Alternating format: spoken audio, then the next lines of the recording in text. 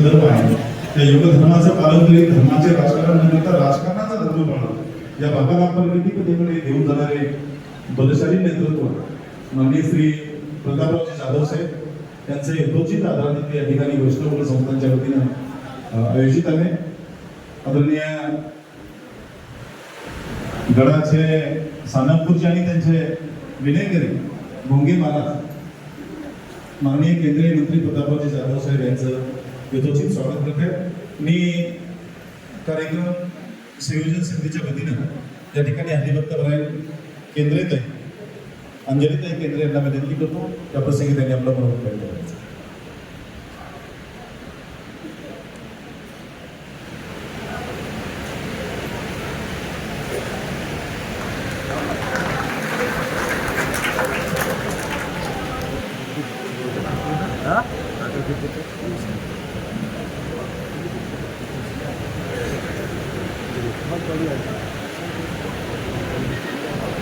रामकृष्ण हरी.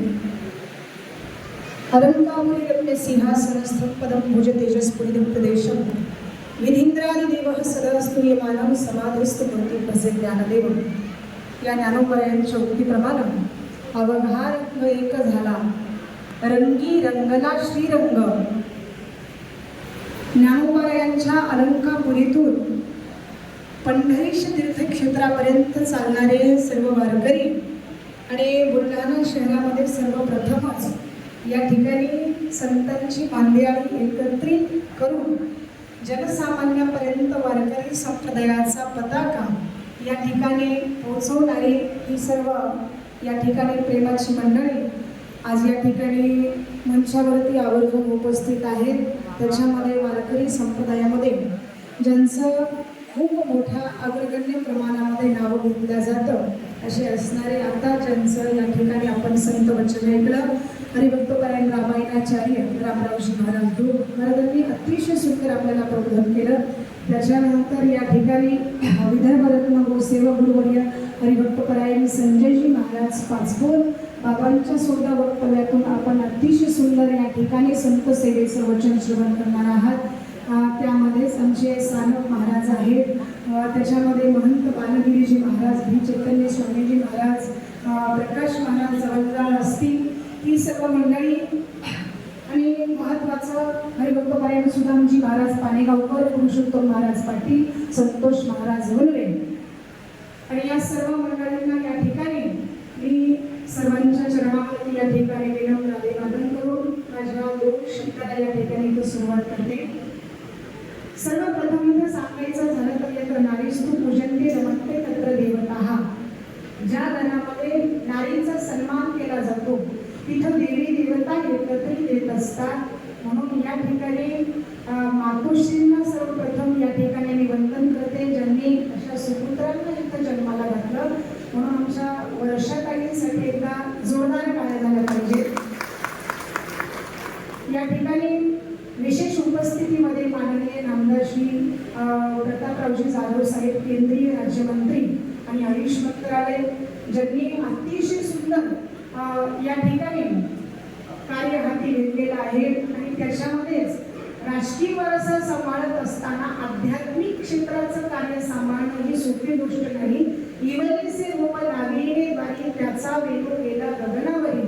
अगदी छोट्यातून मोठं होणं आणि ही महत्वाची गोष्ट म्हणजे पंढरीची वारी आहे माझे घरी आणि मला करी तीर्थव्रत म्हणून आतापर्यंत 50 वर्ष या ठिकाणी ज्यांनी आपल्या घरामध्ये वारकरी संप्रदायाचा पताका लावला आणि 50 वर्ष या ठिकाणी ज्यांनी अखंड हरिनाम सप्ताह आपल्या घरामध्ये आयोजित केला. आपल्या लहान मुलांपासून मोठ्यांपर्यंत या ठिकाणी वारकरी संप्रदाय काय आहे याची जाणीव ज्यांनी करून दिली हा जाधव परिवार आणि त्याच्यामध्ये सर्वात महत्त्वाचं योगदान असणारे तरुण तडफदार नेतृत्व तरुण भाग्यवंत नटे हरिकीर्तना. तर या उक्तीप्रमाणे आमचे योगेश भाऊ जाधव भाऊसाठी एकदा जोरदार टाळ्या झाल्या पाहिजेत. या सर्व संत मंडळींना एकत्रित आणणं ही सोपी गोष्ट नाही. महाराष्ट्रामध्ये ही सर्व संत मंडळी अग्रगण्य प्रमाणामध्ये या ठिकाणी कार्यक्रमासाठी आज एकही दिवस त्यांच्याकडे परिवारामध्ये असतो. ही सर्व मंडळी फिरत असताना वारकरी संप्रदायाला या ठिकाणी एकत्रित आणण्याचं काम या जाधव परिवाराने केलेलं आहे. आणि हा एकत्रित कुटुंब परिवार 6 बांधवांचा एकत्रित कुटुंब परिवार असून या परिवारामध्ये अजून सुद्धा अनेक मत, अनेक विचार या ठिकाणी एकत्रित होत असतात. म्हणून या ठिकाणी या परिवाराला माझ्याकडून या ठिकाणी खूप खूप शुभेच्छा देते. मानवी देहाचं सार्थक करण्यासाठी फार काही करायचं नसतं आणि स्वतःसाठी जगता आपण इतरांसाठी जगायचं असतं. म्हणून जाता एकच सांगून जाते, आपण जन्माला सिकंदर के सपने तो बहुत अली थे जब गया था दुनिया से तो उसके भी हाथ खाली थे. म्हणून माणसाच्या आयुष्यामध्ये आपण जन्माला येत असताना काय बरोबर घेऊन येतो आणि जात असताना काय बरोबर घेऊन जातो याला विशेष फार महत्व आहे.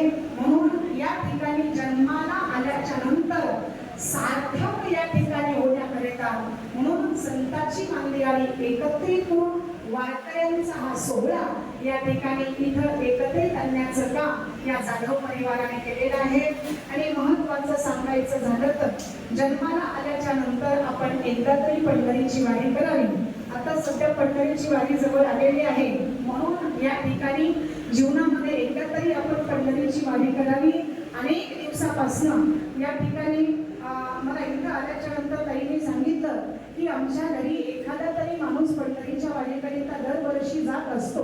म्हणून या भूमीप्रमाणे आपण सुद्धा आपल्या जीवनातला अनमोल असा बहुमूल्य वेळ आपण एकदा तरी पंढरपूरच्या वारीकरिता द्यावा अशी मी या ठिकाणी अपेक्षा व्यक्त करते.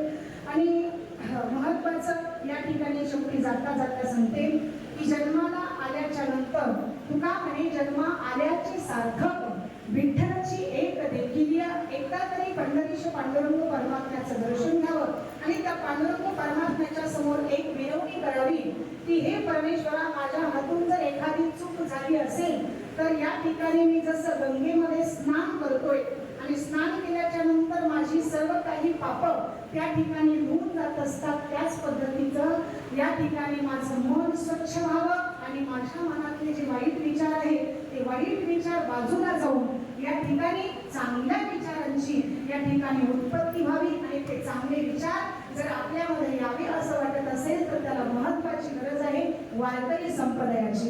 आणि हा वारकरी संप्रदाय तळागाळापर्यंत पोहोचवणारी ही संत